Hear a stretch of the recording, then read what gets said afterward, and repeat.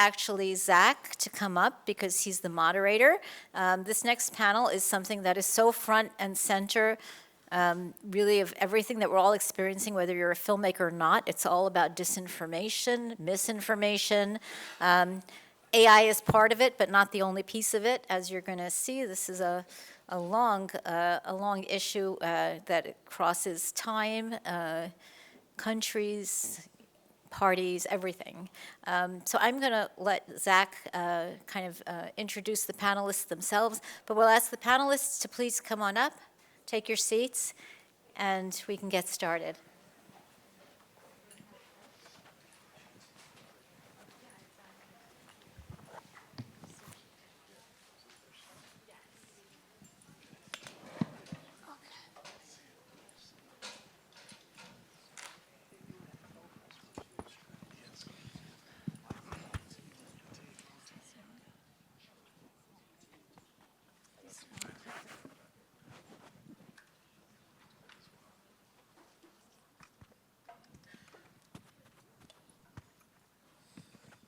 All right, great. So we're going to see a little bit of a couple of the films that are represented here. And as we go down the line, I'll introduce each of the panelists that we have. Thank you so much to Double Exposure, to the team that has put all this together.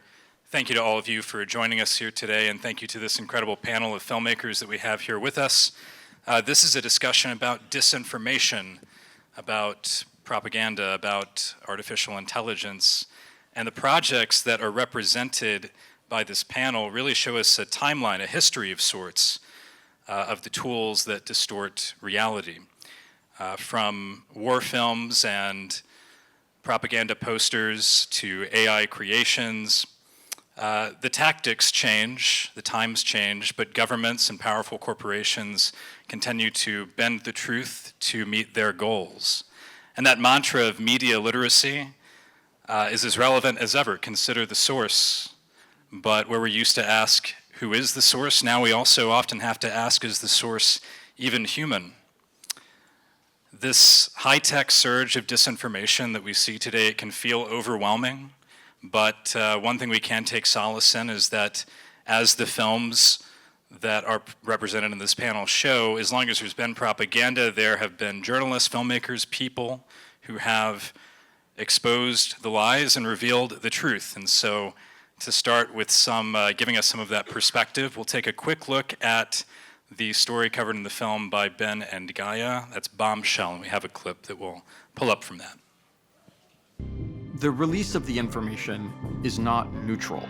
The announcement is hyped up in order to induce the Japanese government to surrender. Perhaps before the Soviets enter the war, we have spent more than $2 billion on the greatest scientific gamble in history, and we have won. The goal was to briefly announce the use of the bomb and then describe the existence of the Manhattan Project, which would also be a bombshell for the American public.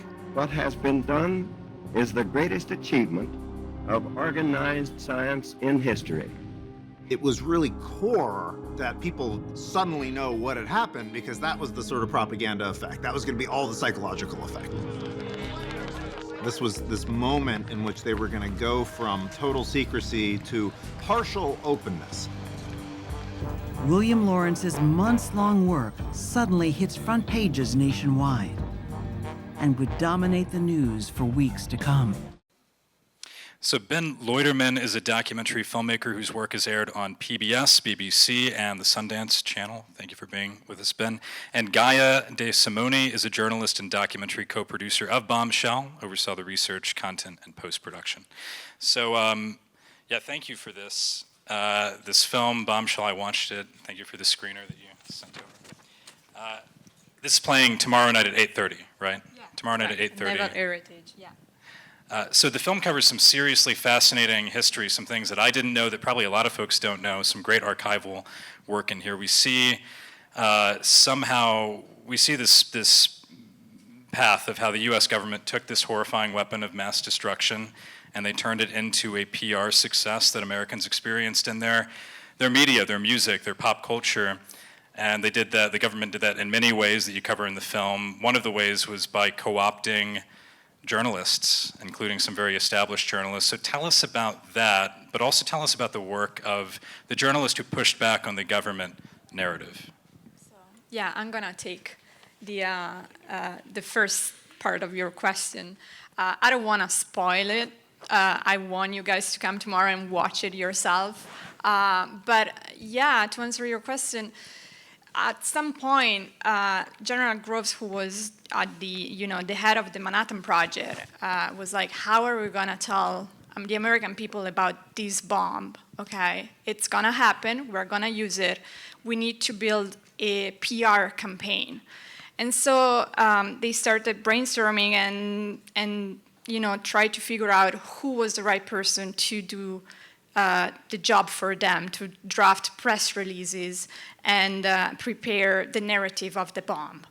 And Groves went to the New York Times. There was this interesting guy, William Lawrence, who was the first science reporter for the Times. And he knew everything about nuclear. He was passionate. He reported about fission years before 1945. And they hired him. So William Lawrence was working technically he didn't get any money. It's controversial here whether he was on both the payroll of the government and of the New York Times. But he went undercover like for a month, from April until August 1945. For 4 months. Yes, for a month. Like, he had access to everything, to all the secret cities. He had access to scientists. He had access to all kind of information. They wanted to prepare these stories the best they could to satisfy the American people questions. They wanted to satisfy the American people curiosity. They wanted to have the information out there, and they wanted to portray it in a way that was triumphant for the United States. This bomb, we use it, we won the war, it's a good thing. And so that's how they did it. And the clip shows shows the moment when Truman announces the bomb, and it's on August 6th, so before the bomb of Nagasaki on August 9, and there's this kind of publicity blitz where all the press releases that William Lawrence prepared in the month before the bomb was dropped were released to the press, and the press just used them and were published nationwide from August 7 because of time difference until August 10, 11, and afterwards. And that kind of and I think we're going to talk more about, narratives, or how, narratives takes hold. This is the story that the American people got. It was the first narrative, and it was hard for other journalists like Charles Loeb for the Black Press, and others, until John Hersey came in 1946 to kind of counterfight this government narrative. And Ben, I don't know if and I'd love to tell the audience more about Charles Loeb as well and the role that he played in this. Okay.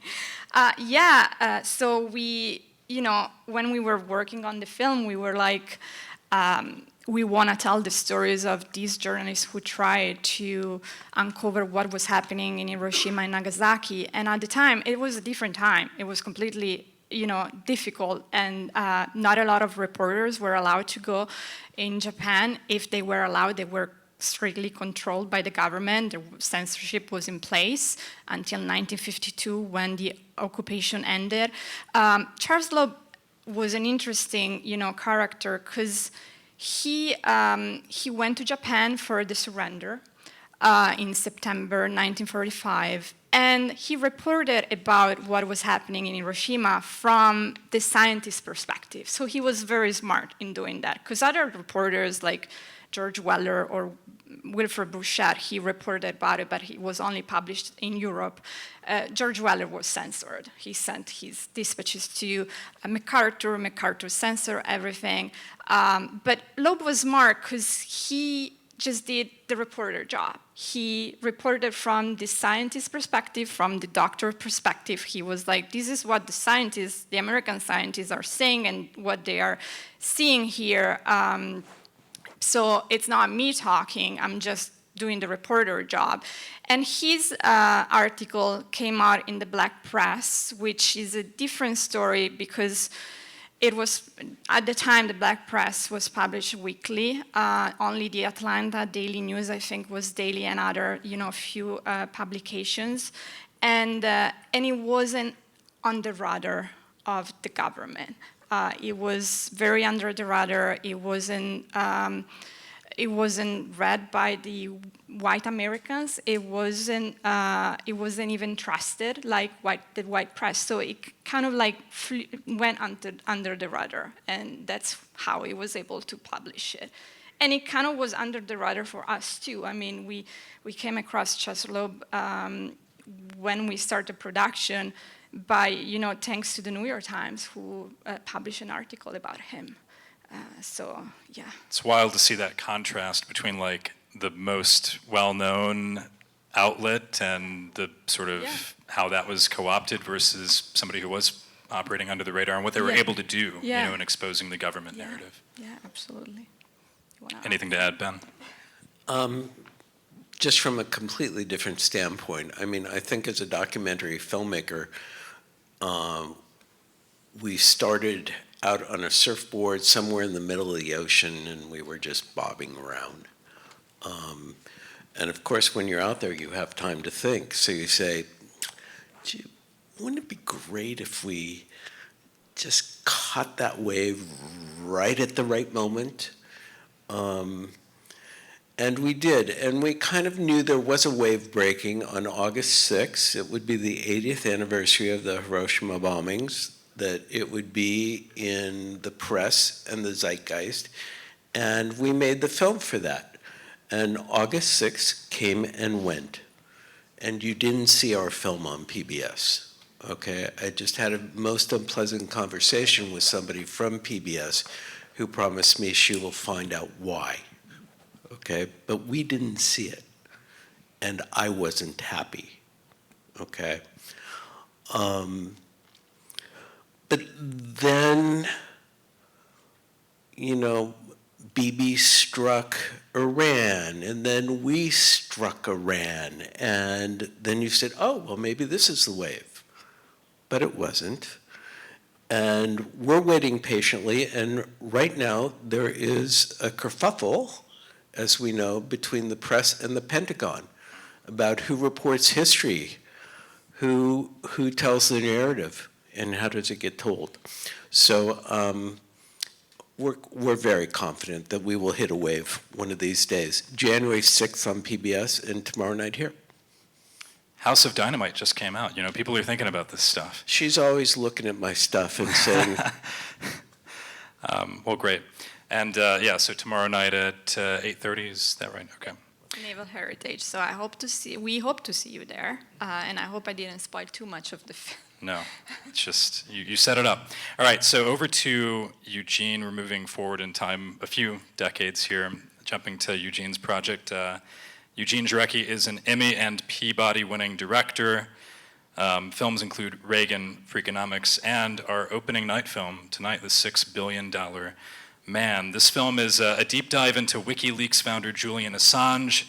It's a gripping high-tech thriller. It's a story that shows how state and corporate interests shape the flow of information. This is the US premiere of the film, so most of us, myself included, haven't had a chance to see it. But Eugene, I've heard you describe this as a film about the need for truth in today's world.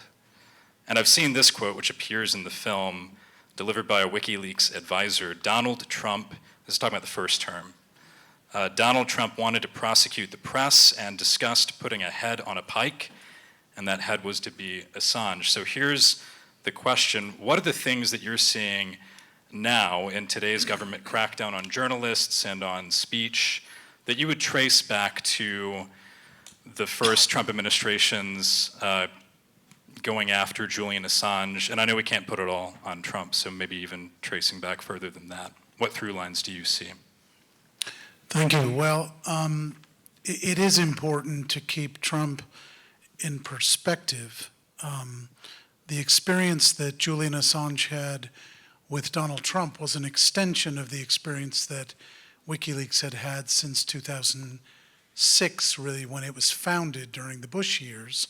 And then by 2010, WikiLeaks released the now famous Collateral Murder video, which was a broad daylight murder, mass murder of civilians on a street corner in Iraq. That really was something today we become so inured to the criminality of the genocide in Gaza. We see broad daylight live stream killing all over the world now, more and more. It was brand new then to have that kind of material leaked to the public, and we now know it was Chelsea Manning, then Bradley Manning, who was a private in the Army at that time, who was a human being who saw this broad daylight murder in the files of the military and felt compelled to share it with the world, and WikiLeaks had made it possible for people to do that anonymously. So in doing that, WikiLeaks and Julian became an enemy of successive administrations, and it culminated in the particular pernicious perversity of Trump as a human, and Trump's administration and his friends and allies as a cabal of rather warped people. The mayor of Chicago just speaks unabashedly about Donald Trump as a dysregulated person, a person of mental illness. I think that's appropriate for all of us to bear in mind. We have handed the nuclear codes, to put it in these guys' context, to a person who should be in an asylum, and here we are. And that person was crazy in the dealing of Julian Assange. There was a moment where the Trump administration looked like it was going to be super friendly to Julian Assange. Trump had some special love affair with Julian Assange for 30 seconds when he thought Julian Assange could get him out of trouble with the Russia allegations. So he sent a sort of a envoy into the Ecuadorian embassy in London where Julian was hiding out, and he sent that envoy in, a U.S. congressman, to bribe Julian Assange to give him the name of his source for the DNC leaks. This is told more fully in the film, but basically that envoy didn't know that he was being filmed by another operation by the Trump administration to illegally spy inside the embassy. So it was like a gang who couldn't shoot straight. By the time that unfolded, Julian said, well, I can't tell you who my source of the DNC leaks is, because at WikiLeaks we don't know who our sources are, and I couldn't tell you if I knew. It's journalistically inappropriate. So he then became public enemy for Donald Trump. So you see a continuum of administrations that have their reason for going after Julian Assange. I would say Trump did it in the most perverse way, and ultimately Julian Assange then went on into the Biden administration to have his fate continue to be treated there. All of it is a case study, as someone says in the film, of kind of a slow motion assassination of Julian Assange in the public space. And that is because I think, as another figure in the film reflects, Yanis Varoufakis, just as Assange, whether you like him or not, is kind of a Promethean figure. He brought modern people a form of fire, which was he saw before anybody else that in the digital age, whistleblowers didn't have to go into a dark parking lot and risk their lives to share information with the public. One of the only virtues of the digital age was that you could upload things anonymously if it was done correctly. And WikiLeaks patented that model of doing what now every newsroom does. They were just the first to do it, and so they were the first to fall. And that is really a symbol for the Trump administration is in the extreme, but it's the US government's technique on this going back to Hiroshima and even before, that Donald Rumsfeld called it information asymmetry, fancy word for we know and you don't. Generally, these are people in the US government who do not believe in the information basis of democracy. They don't believe that the public should have the access to know what is going on in the world around them so that they may make informed democratic decisions. And that's such a deep problem that unless you look at it in its full depth, you could trim the sort of buds on the Trump tree, but you'll be stuck with the poisonous root that's at the heart of it. I only point that out, not out of fondness for Donald Trump, who I think should be locked away somewhere, but I do say it because more broadly, we need to be looking at this. If we ever solve this Trump nightmare, we have a tremendous amount of work to do to actually put on the pedestal the public's right to know where it should be. not about one person in power going after Assange, a broader system. So, and I know we're going to hear more from you after the film tonight, right? If you want. At 7, we do. All right, so moving to Nick Quested, executive producer of Goldcrest Films, produced over 60 documentaries, including the Academy Award-nominated Restrepo. So last year, Nick released a documentary, 64 Days, The Insurrection Playbook. So this covers the days between the 2020 election and the January 6th insurrection, and all the planning that went into that to show that this was not just some spontaneous event. Starting on election night, and even before really, Donald Trump was propagating the big lie, and we know that. And I'm kind of, just for variety's sake, so we're not just continuing to talk about the president, I want to ask you instead about the people the public does not know so well, some of whom you spent time with in the film, like Ali Alexander, the Proud Boys, the people heavily involved in engineering the insurrection. How much do you think those people were intentionally designing disinformation versus like true believers who thought they were putting narratives out there for the greater good? Well, so people like, I would add General Flynn into that mix too as well. Like, I think that they absolutely and completely understood the fact that the election was not stolen. There was no grounds, apart from some procedural grounds of COVID, that you could challenge some of the election results. And there's a process for that. The seeding of doubt in the election was used to create a pretext for continued, efforts to undermine the election results. So those guys absolutely, completely understood what the narrative was in the public's mind. Now, when you go down a level and look at the rest of the Proud Boys and the mob that walked down the National Mall and stormed the Capitol, they're also a result of Q and Stop the Steals, basically what you would term a psyop.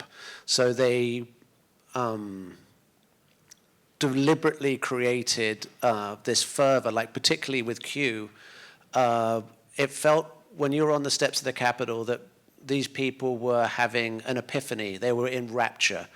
And it was really that level of engagement that turned some provocation and incitement into a full-blown riot.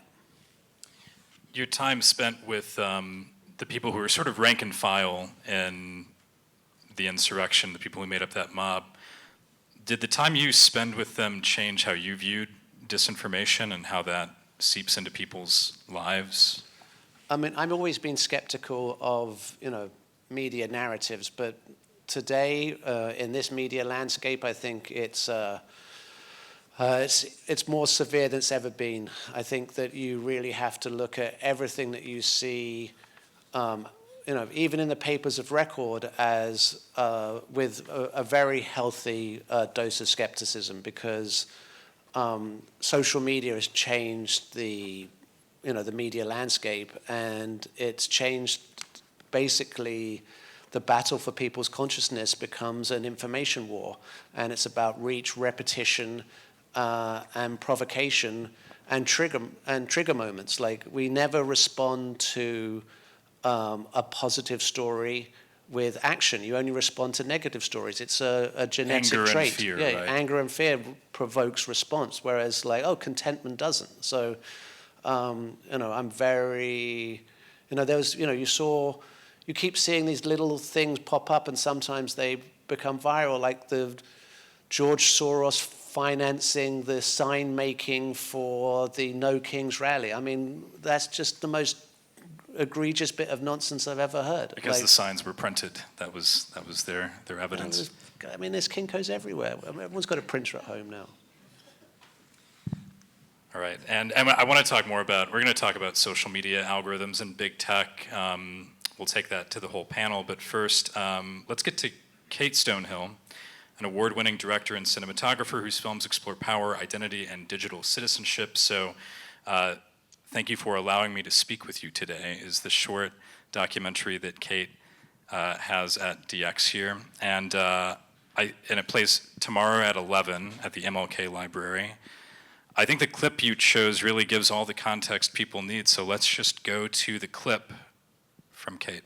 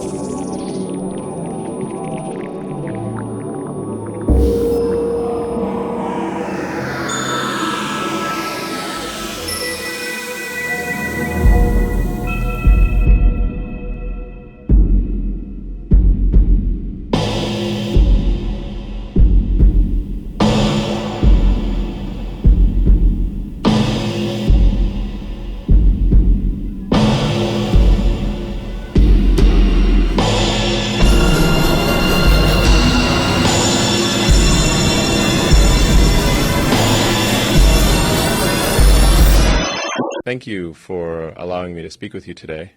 We are at a critical juncture in history, a time when advocacy and activism are more important than ever before. We must ask ourselves, are we ready to face the barriers that exclude and marginalize, and instead work toward a more inclusive and equitable society for all? Yeah. You found the perfect leading man for 2025, deepfake Elon Musk, embodies our times. So this was great to watch, and I hit pause when it got to the list of words, and there were some that I expected and some that I wouldn't have expected to be in there. Pollution was in there, interesting. To me, this short felt like the ultimate form of protest against attacks on free speech. But did you intend it as a protest? Is it an experiment? Is it a bit of both? And tell us about this decision to harness the power of deepfakes and AI to counter or shed light on attacks on speech.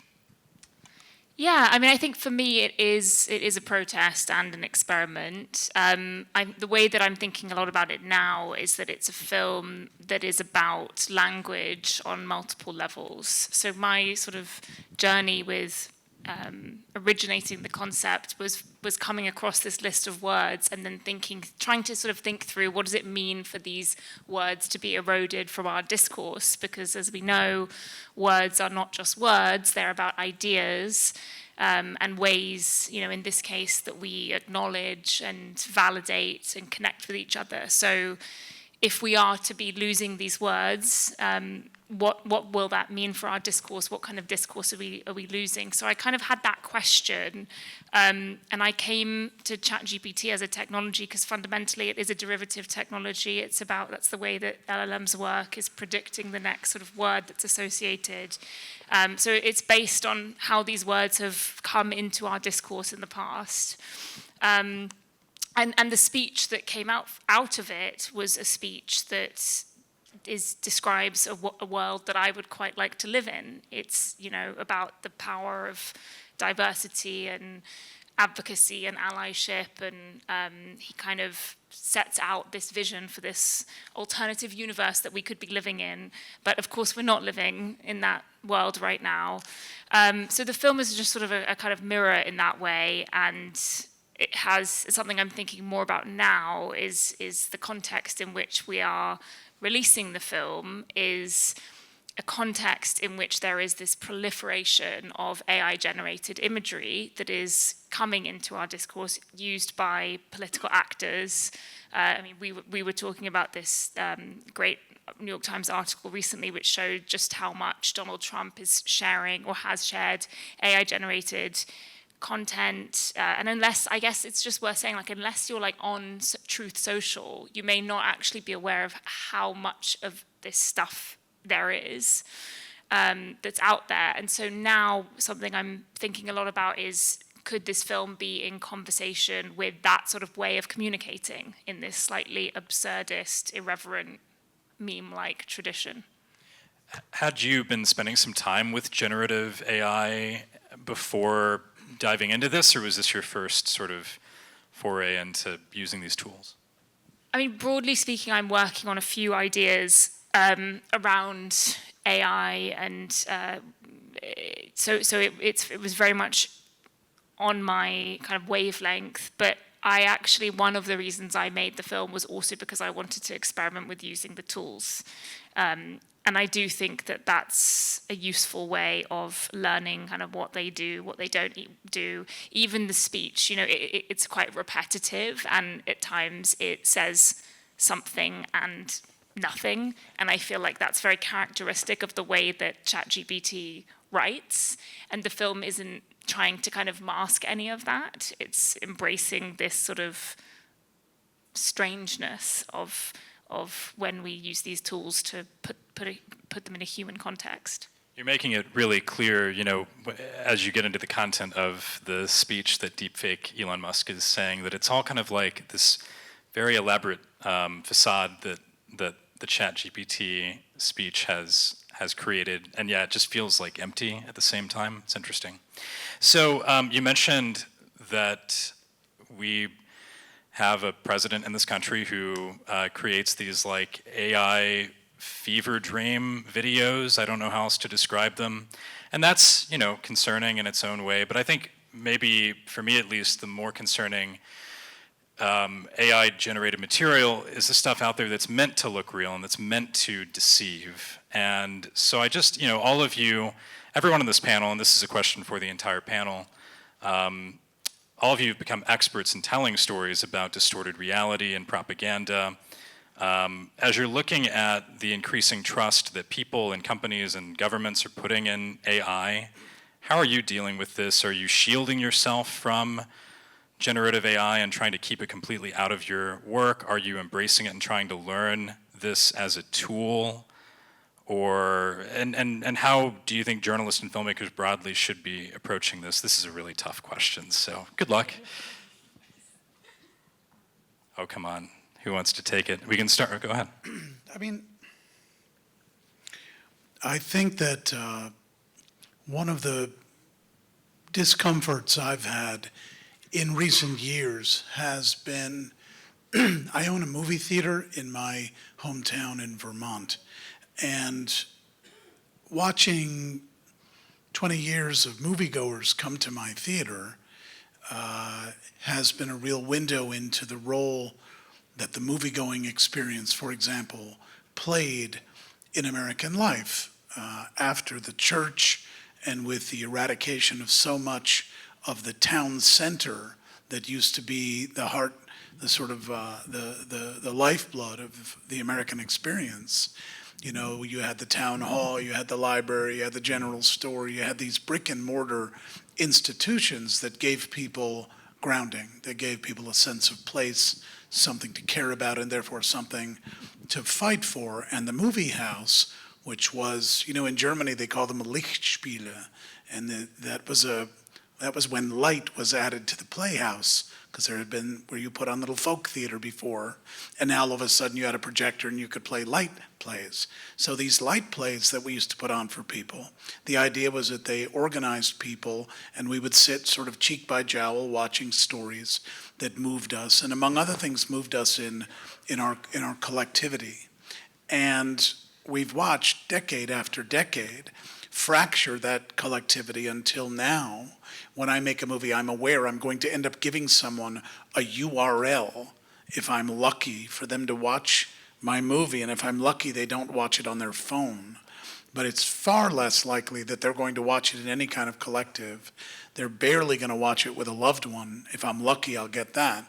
And the fracturing of that experience and the being held hostage by the URL is a tremendously impactful part of my discomfort, because once upon a time, I thought I was making movies to inform encourage, embolden, and inspire a collective. And to think that I'm now catering to the same capitalistic individuation that is being used to ruin us in so many other ways makes me distrustful of the whole medium. So by the time we get to the AI particular manipulation of it, I start wondering, shouldn't I be just doing something at the community level? Like, isn't this whole sphere, hasn't it been made so toxic, so unwinnably toxic? That's before AI enters the room.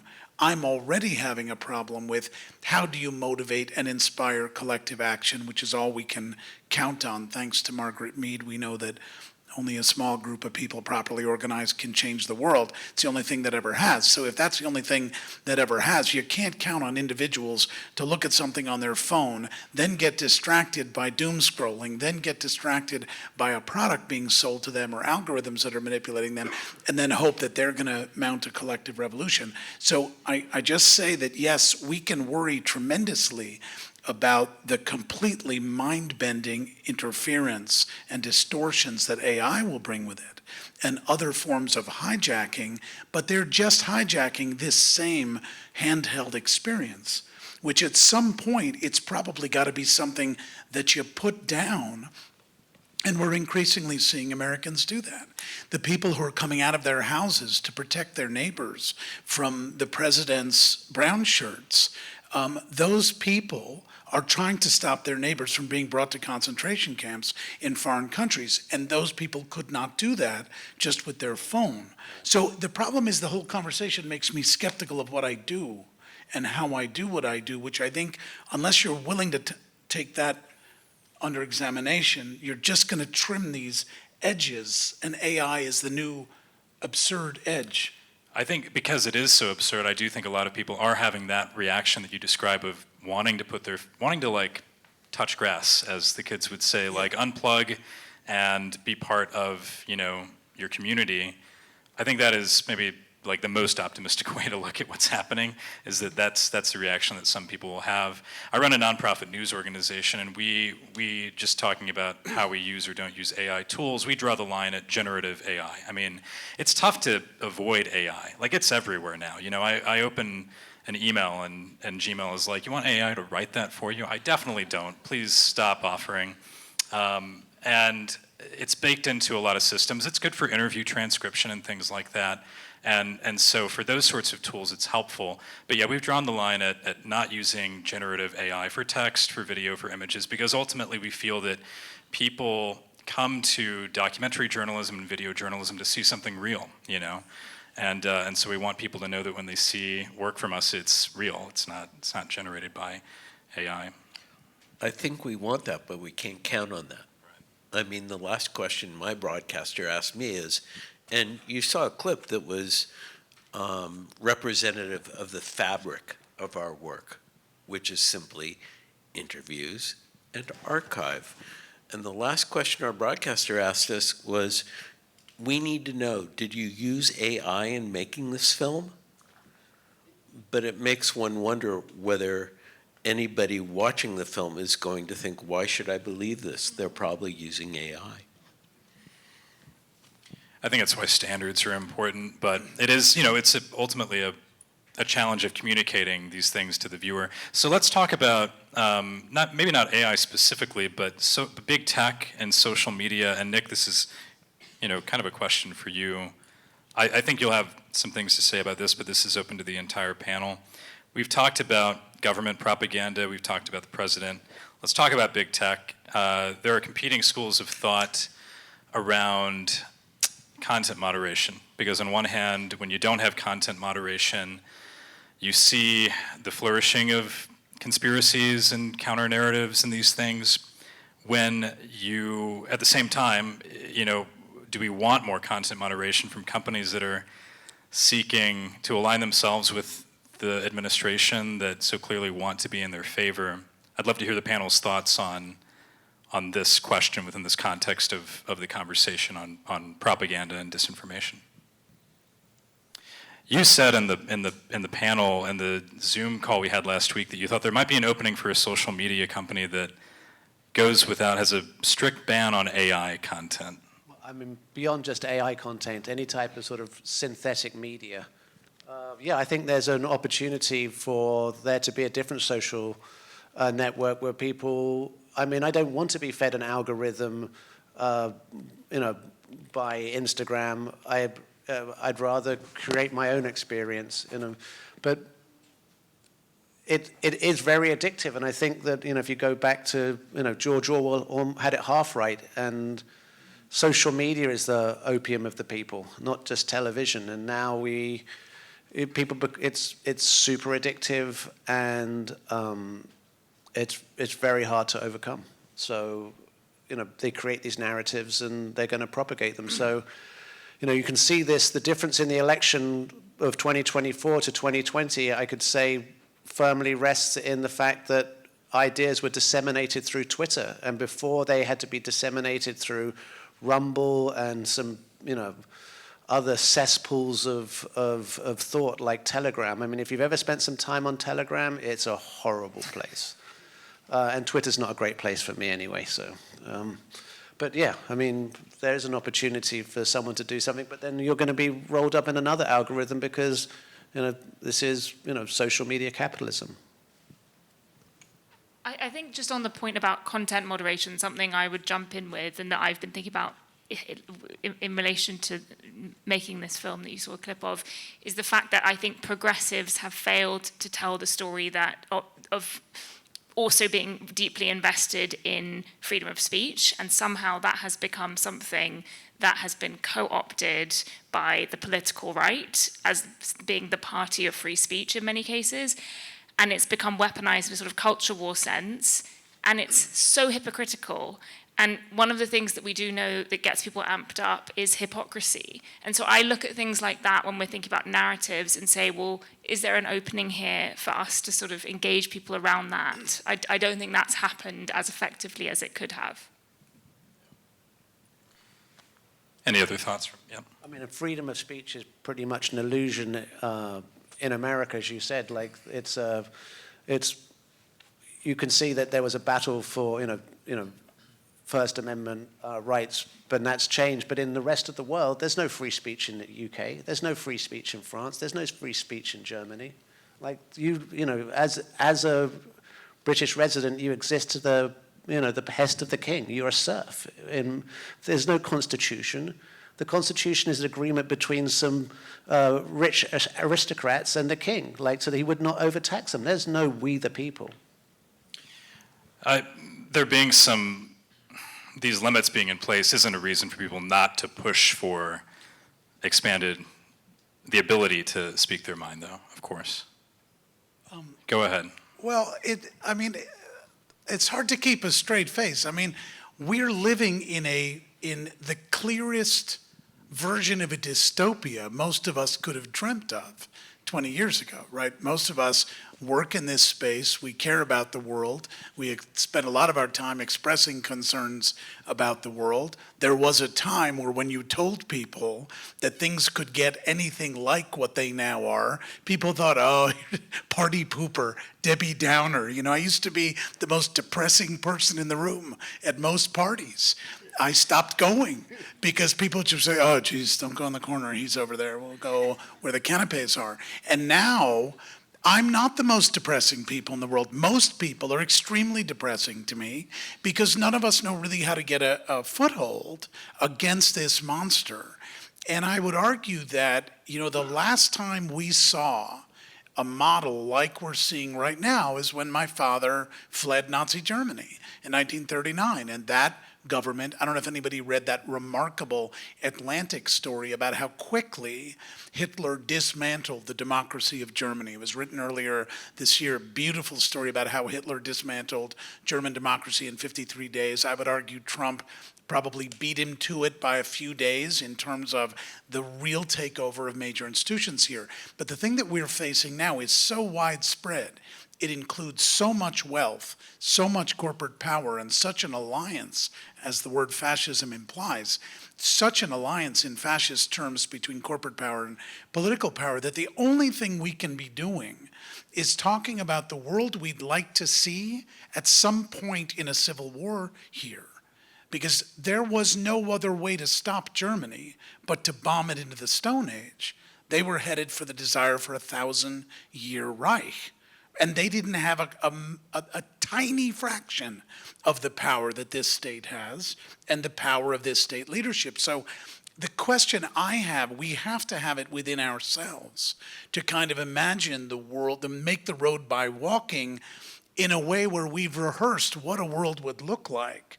You know, you said that, and I think the movie is brilliant for that exact reason. You said that you made the speech you would love to hear. Well, you got to keep doing that until, and by the way, we're watching remarkable people in this country, from Mamdani to Brandon Johnson to that incredible woman in Texas who spoke down the legislators. You know, there are forces rising who are having these discussions about why is there no regulation? There's no regulation because Reagan won. He deregulated this country and turned it into the exact opposite of a democracy, because a democracy requires regulation so that the powerful don't abuse the weak. The others, frankly, it's not even the weak, it's all of us. We're just not the powerful. So what are we going to angle for? We can only angle for keeping our morality, having our ducks in a row, touch grass. And the truth is, it always comes to the people who are moderately comfortable to have health food stores and yoga classes and, you know, flax seeds. It's always those guys. And then it kind of somehow radiates outward. Quinoa.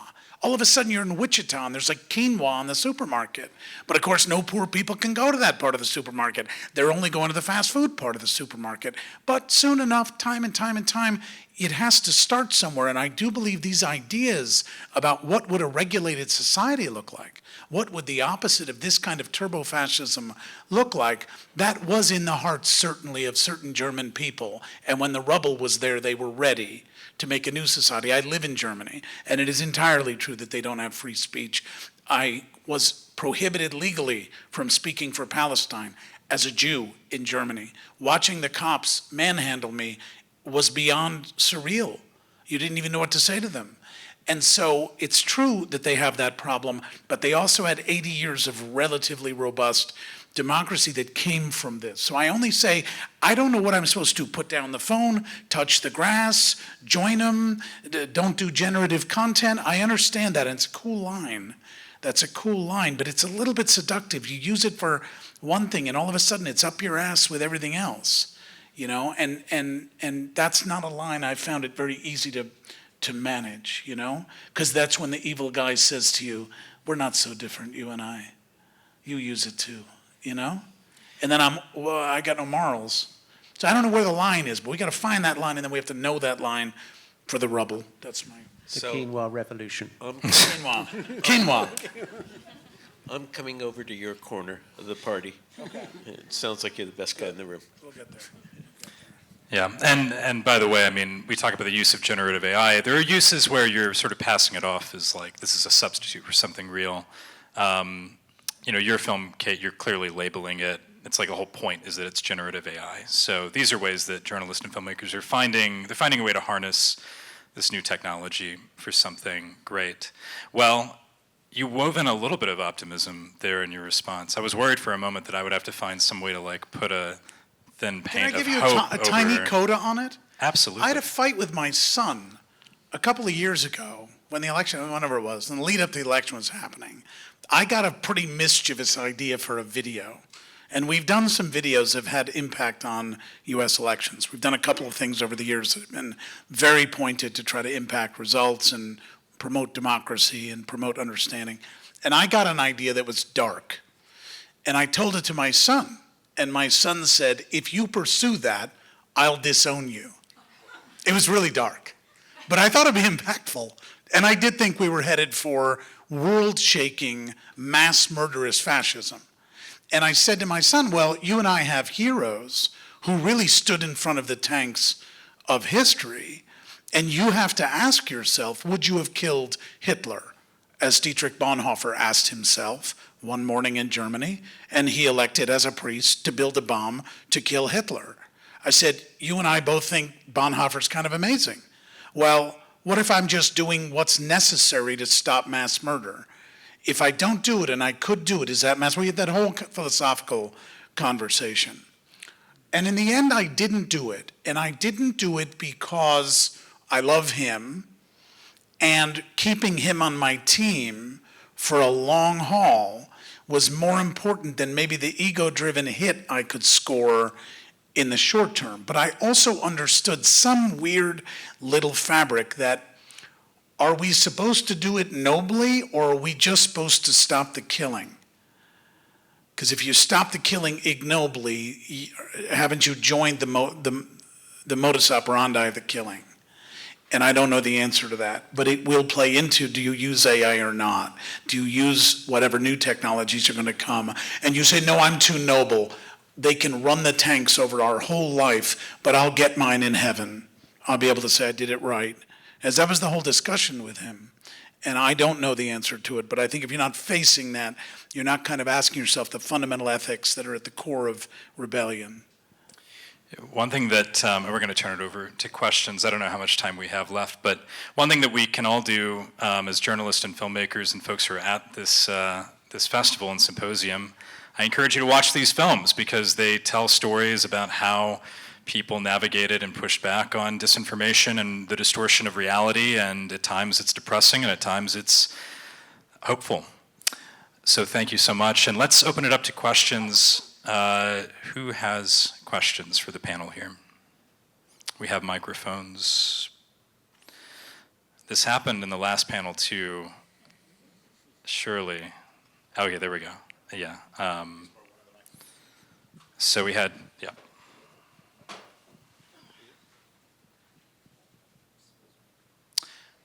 Put the hands back. Oh, you have one? Okay, great. Oh, sorry, I'll let you go first. No, Go I'll ahead. take off my photographer hat. I wonder if you all are familiar with Fred Richin and the work that he's been doing on industry standards for both the still photography community and the broader motion community. And he's been at this when Photoshop was first invented, to have some sort of marcation or some sort of delineation across the media industry. And I wonder if some of you could speak to that viability or what you think would be most effective given your different niches. That could be a tough one. I'm not familiar with that particular case that you raised. Is anybody here? I'm not familiar either, but what I will say is that from a documentary perspective, there's really, really fantastic work being done from MIT, Witness, and the Archival Producers Alliance around what the sort of industry norms and standards should be around the use of generative AI and synthetic media in general. And I think that the technology is an interesting part of the conversation as well in terms of image verification, but from what I understand, it's far behind the capability of creating stuff. But there is some interesting, like I think there's a phone that's now been released that has kind of authenticity verification baked into it. I think it's a Google technology. I can't remember, but there's interesting stuff like that going on, and I think people are trying to address this challenge in a really tangible way, which I think is important. It's getting tougher to pick out the technologies that are using generative AI. There's one like Adobe Enhance. People might be familiar with this. As a news organization, basically you can throw any audio file in and it'll magically clean it up because it's using generative AI to sort of fill in some gaps. And so we don't use that because it's generative AI, but these are the things that, it gets tricky, and the same thing with photos, right? Where, you know, how much is sort of like the editing, they're building so much of this into the editing tools. And so I think as journalists and filmmakers, we should know the tools really well. And if we are going to try to draw these lines, we have to ask those questions about the software. Anybody else want to jump in, or should we take another? Yep. I mean, I'd like to say that any time you add music or you choose a camera angle, you're being subjective. So I think it's down to the ethics of the filmmaker to be, you know, if they're a journalist or what standard that they're working to. You know, there's all different levels of, you know, how you could, you know, grade yourself in sort of documentary terms, like are recreations allowed? But like just to color an image and you make it moody and dark compared to bright and colorful, and the type of music you use under it can change meaning. So this is, you know, about, you know, just being honest as a filmmaker and as a journalist.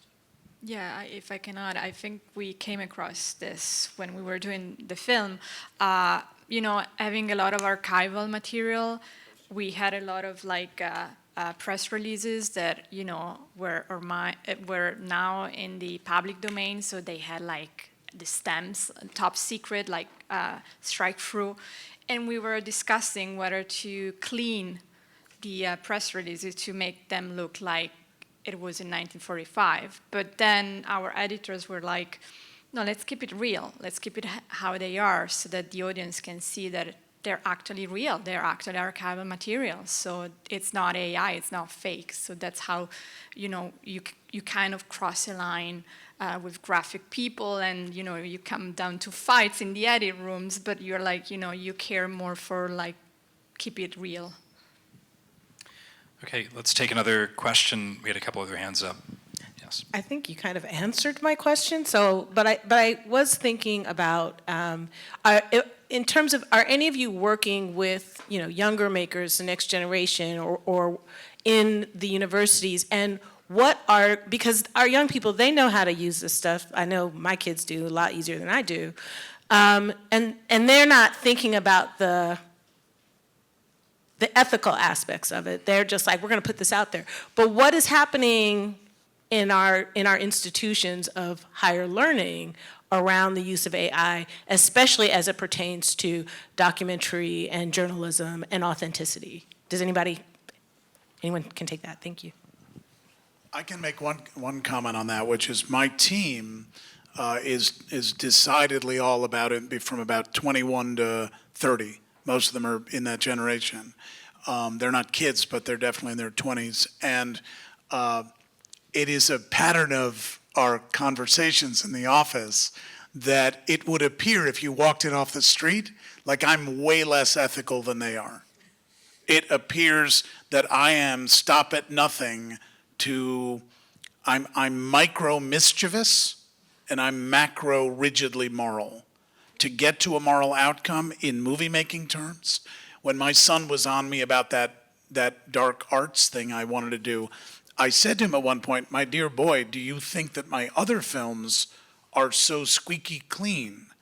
Did you ever look at this shot and the way it's moodily colored? Did you look at the sequence of this interview? Did you realize that when I asked the man that question, I knew that he was going to say something else an hour later? So I entrap the viewer in the technique of the storytelling. And I watched him starting to lose his religion. He's not that old, so, and I didn't want to spoil the world for him, but I said, but I think on the way storytelling is itself manipulative. It is itself subjective, as he said. And so to a degree, my team, having not had a lot of dramaturgic experience over these decades, they're actually aware of the technology and instantly tuned in, at least in their 20s and 30s, to the ethics of it, because they know it so well that they don't like being tricked by their peer. And so they have a antenna up, and I would say, I don't really care if it's the currency of the realm. I'll use it on the side of the angels because it's used demonically every second. And we had many conversations about that. They generally won. They basically made me realize ethics is ethics. Don't bend them meaningfully. And so we had micro manipulations that are not that different from filmmaking in the use of some of those technologies, not specifically AI, but just in general, shot, accentuating shots, the degree of repair we do on certain shots, things we blur. We had to blur a lot in my film because we've got people who are legally exposed we had to protect and their security's exposed. But you start doing a little bit of that and you've drunk the Kool-Aid a bit. So I found this generation to be ethically more vigilant than I would have thought they would be because they're in the game, and what else is there but to do it well?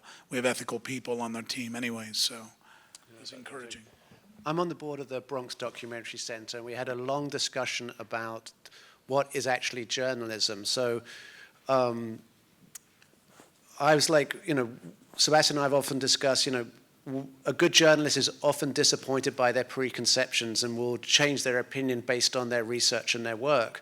Whereas the the kids at the BDC were like, no, you've got to go in there, make your argument, and then use the facts that you can find to support that argument. And I disagree with that. So this was a long ethical debate about, activism versus journalism, because I say that's activism. You're trying to create an argument that supports your preconceived opinion. And so, you can go both ways.